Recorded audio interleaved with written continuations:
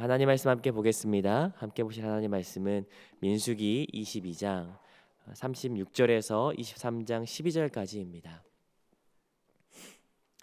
민수기 22장 36절에서 23장 12절까지 다 찾으신 줄 알고 우리 같이 함께 본문을 합독하도록 하겠습니다. 함께 읽겠습니다. 시작. 발락은 발람이 온다 함을 듣고 모압 변경의 끝 아르논가에 있는 성읍까지 가서 그를 영접하고 발락은 발람에게 이르되 내가 특별히 사람을 보내어 그대를 부르지 아니하였느냐? 그대가 어찌 내게 오지 아니하였느냐? 내가 어찌 그대를 높여 존귀하게 하지 못하겠느냐? 발람이 발락에게 이르되 내가 오기는 하였으나 무엇을 말할 능력이 있으리이까?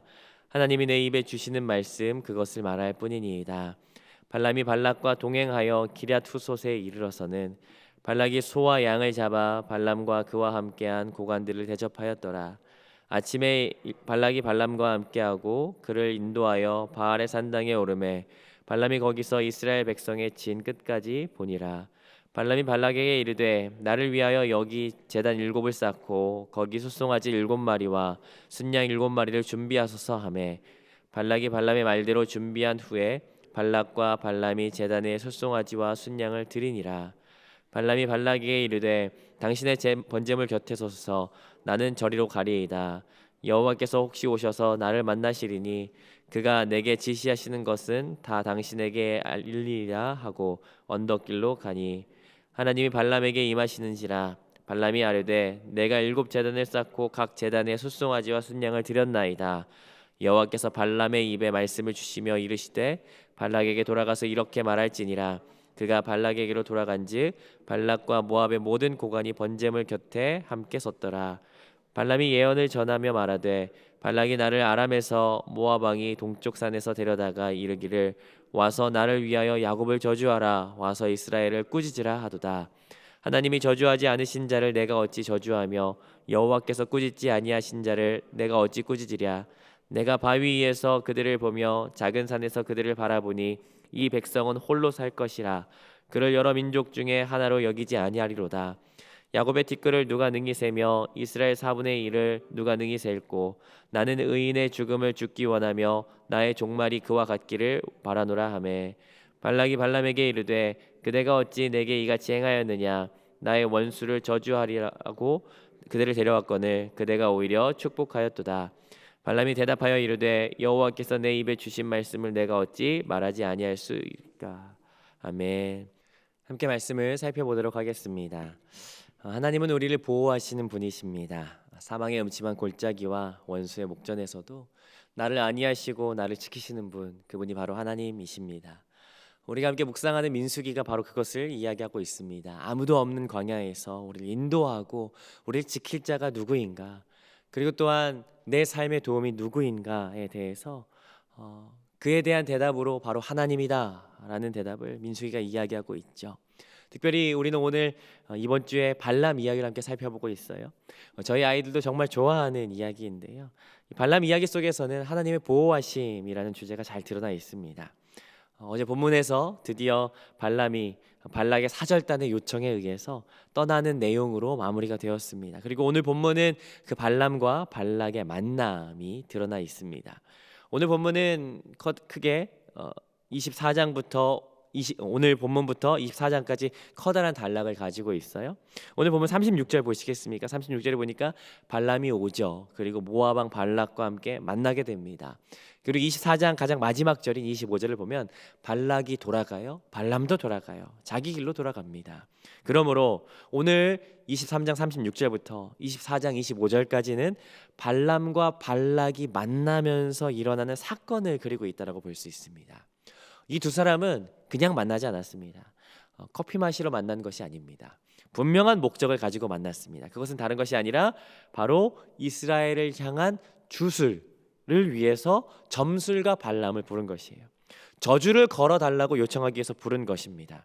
24장까지는 발람의 저주 시도가, 주술 시도가 3번 등장해요. 그러나 여러분도 아시다시피 그 3번 모두 실패하는 것을 보게 됩니다. 왜 실패할까요? 그 이유를 좀 생각해 보면서 찾아보면서 오늘 본문을 좀 같이 함께 살펴보면 좋을 것 같습니다. 오늘 본문은 3단락으로 나눌 수가 있을 것 같아요. 40절까지 드디어 발락이 발람을 만나게 됩니다. 그리고 41절부터 23장 6절까지는 발람이 예언할 준비를 하죠. 그리고 마지막 7절부터 12절까지는 예언과 더불어서 그에 따른 결과가 드러나게 됩니다. 우리 앞에 단락부터 같이 함께 살펴보도록 하겠습니다. 자, 먼저 첫 번째 단락입니다. 먼저 36절 같이 한번 한 목소리 읽어보겠습니다. 36절 함께 읽어봅니다. 시작. 발락은 발람이 온다함을 듣고 모압 변경 끝 아르논 가에 있는 성읍까지 가서 그를 영접하고, 옛말에 삼고초려라는 말이 있지 않습니까? 그 말이 딱 어울릴 것 같아요. 어제 본문 통해서 보니까 거절했던 당대에 가장 유명하고 유능했던 주술사 점술가 그 발람을 드디어 섭외하는 것을 보게 됐죠. 여러분, 발락이 이 발람을 얼마나 기다렸을까요? 36절에 보니까 자기에게로 온다는 소식을 듣고 모압의 북쪽 경계입니다. 이 아르논까지 나와서 맞이하는 것을 보게 되는 거죠. 한마디로 말하자면 버선발로 뛰어나왔다라고 볼 수 있는 것 같습니다. 그러면서 말하는 것이에요. 37절입니다. 37절 함께 읽어보면요. 시작. 발락은 발람에게 이르되 내가 특별히 사람을 보내어 그대를 부르지 아니하였느냐? 그대가 어찌 내게 오지 아니하였느냐? 내가 어찌 그대를 높여 존귀하게 하지 못하겠느냐? 여러분, 37절을 한마디로 말하면 이렇게 말할 것 같아요. 발람, 왜 이렇게 모시기가 힘듭니까? 혹시 제가 드리는 돈이, 복채가 혹시 섭섭했던 겁니까? 라고 이야기하는 것이에요. 여러분, 대체 이 복채를 얼마나 줬던 것일까요? 여러분 기억하십시오. 모압 왕 발락이었습니다. 발락은 모압의 왕이었어요. 그리고 이스라엘 사람들을 저주하기 위해서 발람을 데려온 거예요. 왜냐하면 이스라엘은 이 모압이라고 하는 나라의 국가적 위협이었기 때문이었습니다. 그러므로 발람을 데리고 온 것은 국가의 운명 때문에 부른 거예요. 한마디로 말하자면 이건 국책 사업입니다. 지원하는 돈이, 주고자 하는 돈이 적지 않았을 거예요. 국가가 주는 돈이었기 때문에. 동시에 발람은 당대 최고의 주술사였거든요. 점술가였거든요. 이런 일들은 이미 충분히 겪었을 거예요. 여러분, 한두 푼의 돈에 의해서 움직일 만한 사람이 아닐 것입니다. 그러나 나귀를 때려가면서부터 가야겠다 할 정도로 혹했다면, 여러분, 발람이 받았을 돈은 아마 우리가 상상하는 것 이상의 돈이었을 겁니다. 그런데도 뭐라고 말합니까? 버선발로 뛰어나와서 혹시 부족했던 겁니까? 내가 더 줄 수도 있습니다 라고 이야기하는 거예요. 여러분, 대단한 권력입니다. 대단한 재력이에요. 그 권력가가 지금 환영하러 이거 아르논 강까지 다가온 거예요. 그리고 나서 어떻게 하냐면요, 39절부터 40절까지인데 39절부터 40절 같이 한번 읽어봅니다. 시작. 발람이 발락과 동행하여 기럇 후솥에 이르러서는 발락이 소와 양을 잡아 발람과 함께 그와 함께한 고관들에게 대접하였더라. 여기 기럇 후솥이라고 하는 뜻은, 기럇은 우리가 이전에 갈렙 이야기 나올 때 나왔던 단어예요. 기럇세벨, 기럇 아르바 하면서 뭐 거인들의 도시, 책의 도시 이야기했는데, 기럇이라고 하는 말은 도시라는 말입니다. 후솥은 거리들이라는 뜻이에요. 길거리. 그러니까 기럇 후솥은 길거리의 도시라는 뜻입니다. 아마 이 기럇 후솥은 그랬을 것 같아요. 동서로 난 도로가, 아니면 남북으로 난 도로가 교차되는 거점 도시였던 것 같아요. 여러분, 일반적으로 이런 거점 도시에는 상업과 문화가 발달되어집니다. 일반적으로 자기의 부와 자기의 능력을 과시할 수 있는 잘 꾸며진 그 도시에서 지금 발락이 발람을 대접하는데 40절에 소와 양을 잡아서 발람을 대접해요. 그런데 여기 독특한 단어가 하나 들어가요. 소와 양을 잡다라고 할 때 이 잡다라고 하는 단어는 바이츠바흐라고 하는 단어인데요, 이 단어는 그냥 맛있게 요리하다라고 하는 단어가 아니에요. 이 바이츠바흐, 잡다라고 하는 단어는 보편적인 단어가 아니라 특수한 단어인데 제사를 드리다라고 하는 의미예요. 신적인 용어예요. 신적인 존재에게 경배할 때 드리는 그 제사 때 쓰이는 용어거든요. 그렇다면 발락이 발람을 대접하고 음식을 준비할 때 얼마나 극진하게 준비했는지 여기서 볼 수 있어요. 마치 신적인 존재에게 대접하듯이 귀하게, 극진하게 아주 열심을 다해서 준비한 것이다 라고 하는 것을 알 수 있죠. 그 이유는 분명합니다. 왜 그랬을까요? 이스라엘을 저주해달라고 부른 거예요. 그렇게 저주를 요청하기 위해서 극진하게 대접한 것이죠. 자, 그리고 두 번째 단락입니다. 22장 41절부터 23장 6절에 보니까 다음 날이 됩니다. 이제 저주할 준비가 이루어지는 것이에요. 드디어 세 번의 예언 중에, 세 번의 주술 중에 첫 번째 주술이 바로 여기에 들어가게 되는 것이죠. 자, 그 첫 번째 예언이 어떻게 시작되는지 한번 살펴보겠습니다. 41절 같이 한번 읽어봅니다. 41절 함께 읽습니다. 시작. 아침에 발락이 발람과 함께하고 그를 인도하여 바알의 산당에 오르매 발람이 거기서 이스라엘 백성의 진 끝까지 보니라. 아침에 일어나서 발락이 발람을 바알의 산당으로 데려간 것이에요. 그리고 그 장소에서 발람에게 이스라엘 진을 보여주는데, 사실 여기 번역이 조금 아쉽습니다. 왜냐하면 오히려 새 번역이 번역을 조금 더 잘했는데요. 제가 41절을 새 번역 성경을 여러분들에게 읽어드릴게요. 그럴 테니까 여러분들 41절 한번 보시면서 어떻게 다른지 한번 들어보시죠. 41절 새 번역입니다. 다음날 아침이 되니 발락은 발람을 데리고 바알 산당으로 올라갔다. 거기에서 발람은 이스라엘 백성의 친진의 끝부분을 보았다라고요. 여러분 차이점을 찾으셨습니까? 뭐가 다르죠? 사실 끝까지라고 하는 말은 개체라고 하거든요. 끝까지라고 하는 번역보다는 끝부분이라고 번역하는 것이 더 옳은 것 같아요. 왜냐하면 발락이 세 번의 주술을 요청할 때 발락이 그때마다 보여주는 이스라엘 진의 부분이 다릅니다. 여기에서는 끝부분만 보여줘요. 23장 13절에서는요 일부만 보여줘요. 그리고 마지막 세 번째 24장 2절에서는요 이스라엘 진영 전체를 보여줍니다. 처음에는 끝부분만 보여주다가 점점 다 보여주는 것을 보게 돼요. 왜냐하면 이스라엘 진영의 숫자가 굉장히 많습니다. 민수기에 의하면 장정만 60만, 그리고 추측하기를 전체는 대략 한 200만 정도 될 것이다라고 생각합니다. 창원 시민의 2배가 됩니다.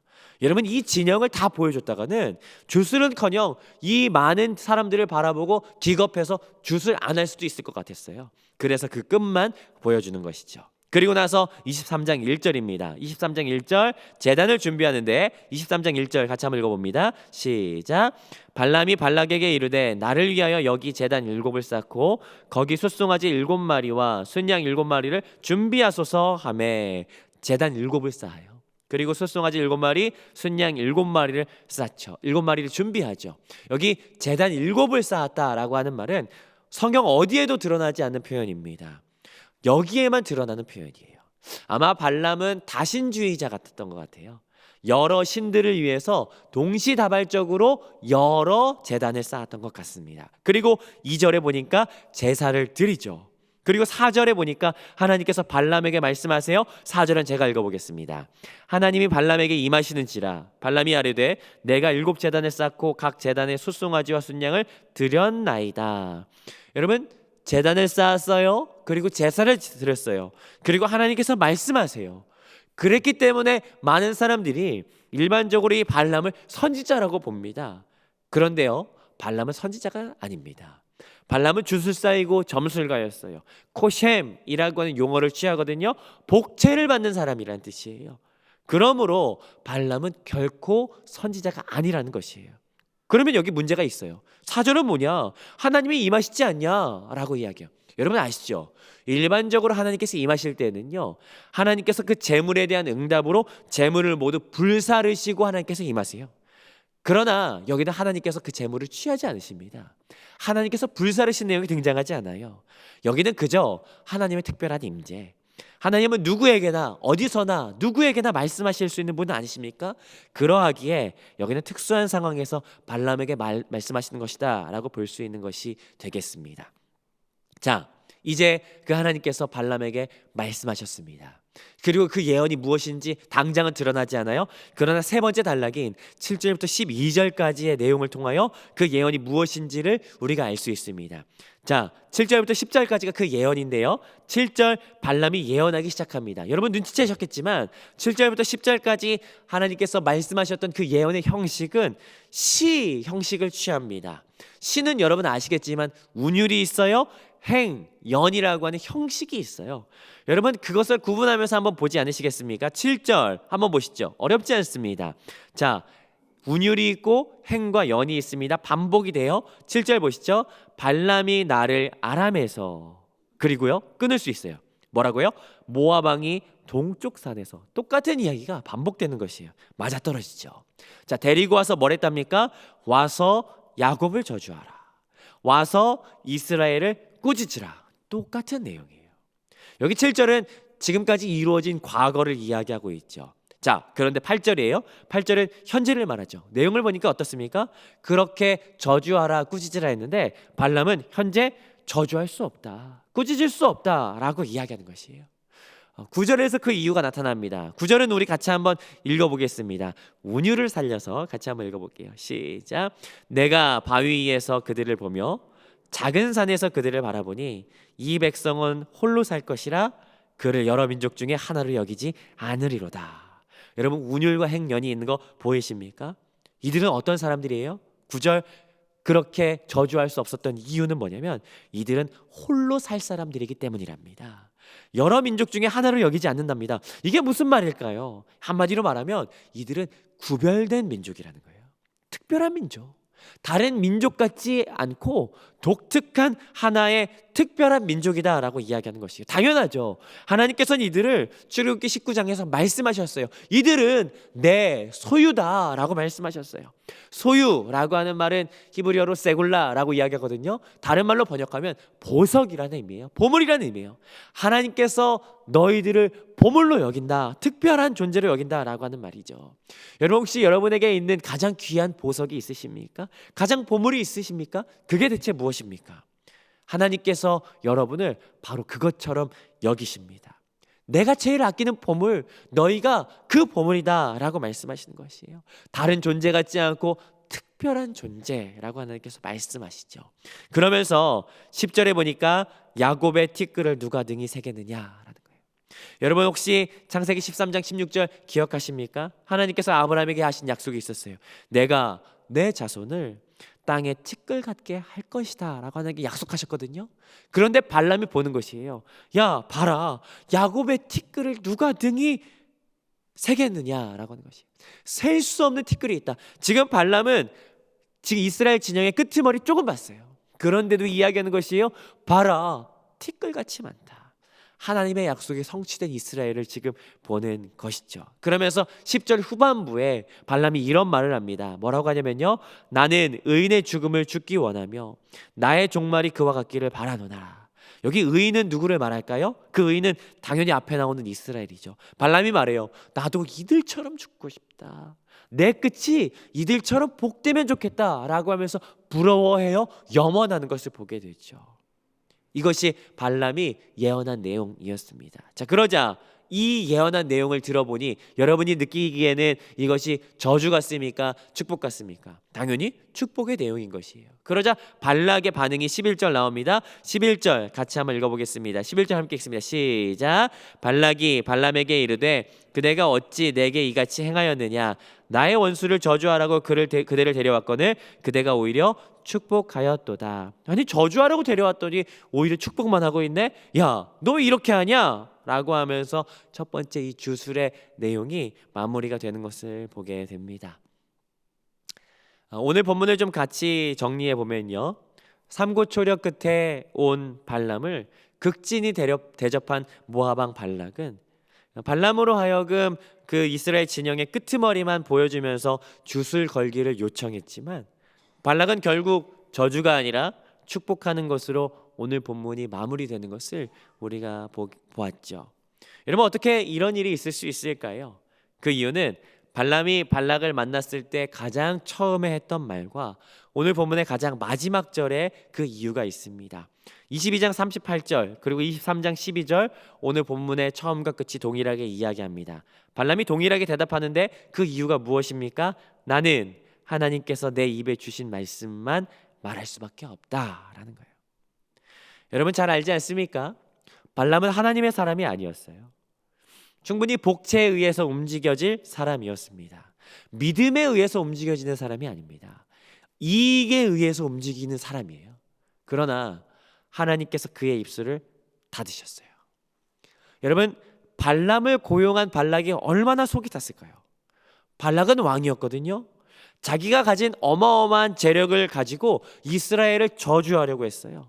자기가 가진 권력과 자기가 가지고 있는 모든 사람들, 고관들을 총동원해서 이스라엘을 저주하려고 했어요. 그 이유는 분명하죠. 그 이유는 자신들에게 이스라엘로 인해서 망하지 않게 하기 위해서였습니다. 달리 말하자면 자기들을 보호하기 위해서였어요. 그러나 발락의 권력, 발락의 재력, 발락의 인맥 그 어떤 것으로도 모압 자신을 보호하지 못하는 것을 우리는 보게 됩니다. 사실 더 큰 문제는요, 이스라엘 광야에 있어요. 발람과 발락이 이런 재물과 권력과 사람을 통해서 동원해서 이러한 놀라운 일들을 벌이는데 사실 이스라엘 사람들이 이거 알지도 못해요. 여러분, 우리를 보호하시는 능력이 다른 데 있지 않습니다. 권력이나 재력이나 인맥이 물론 우리에게 안정감을 줄 수 있죠. 그러나 여러분 아시지 않습니까? 하나님이 지키시지 않으면 그 어느 것도 아무것도 어떠한 의미가 될 수 없음을 우리는 너무나도 잘 알고 있습니다. 엊그제 뉴스에서 보았던 부산의 한 초등학생의 죽음의 소식에 사실 너무 가슴이 아프더라고요. 그 아이가 저희 큰아들과 나이가 같더라고요. 저희 아내와 같이 너무 허탄하다, 마음이 너무 아프다 그렇게 이야기하고 있는데 사실 그렇지 않습니까? 내 힘으로 자녀를 지킨다고 하지만 사실 우리의 손이 너무 짧더라고요. 내 손이 미치지 못하는 곳이 너무 많아요. 커가면 커갈수록 더 하죠. 어려서는 내가 어떻게든 케어하고 내가 어떻게든 내 손이 미치는 영역 안에서 잘 보살폈는데 그러나 커갈수록 내 손이 미치지 못하는 영향이 너무 많습니다. 여러분 그러나 혹시 이 말씀 기억하십니까? 민수기 11장 23절 하나님께서 우리에게 이렇게 말씀하십니다. 여호와의 손이 짧으냐? 라고 말씀하세요. 여러분 하나님의 손이 결코 짧지 않습니다. 우리에게 그 하나님의 손이 안 미치는 곳이 전혀 없다라는 것이에요. 여러분 그 하나님이 그 편팔과 강하신 팔로 우리를 지키시고 보호하세요. 여러분 혹시 시편 121편 기억하십니까? 121편 5절부터 8절까지 제가 읽어드리겠습니다. 여호와는 너를 지키시는 이시라. 여호와께서 내 오른쪽에서 내 그늘이 되시나니 낮에 해가 너를 상하지 아니하며 밤의 달도 너를 해치지 아니하리로다. 여호와께서 너를 지켜 모든 환난을 면하게 하시며 또 내 영혼을 지키시리로다. 여호와께서 너의 출입을 지금부터 영원까지 지키시리로다. 아멘. 하나님은 우리를 보호하시는 분이 되십니다. 우리의 모든 상황과 모든 순간과 모든 자리를 아시고 그 상황 가운데 우리를 지키시고 보호하는 분이 되십니다. 이스라엘을 발락의 손에서 보호하셨던 것처럼 오늘 우리가 겪어가는 우리가 오늘 살아가는 이 하루 가운데 하나님의 손이 우리를 지키시고 안위하십니다. 오늘 그 도움이신 하나님을 우리가 같이 함께 바라보았으면 좋겠습니다. 우리의 도움이 하나님으로부터 출발되어집니다. 그 하나님을 바라봄으로써 하나님이 허락하시는 그 보호하심으로 오늘 이 하루를 살아가시는 저와 여러분이 되시기를 주님의 이름으로 축복합니다.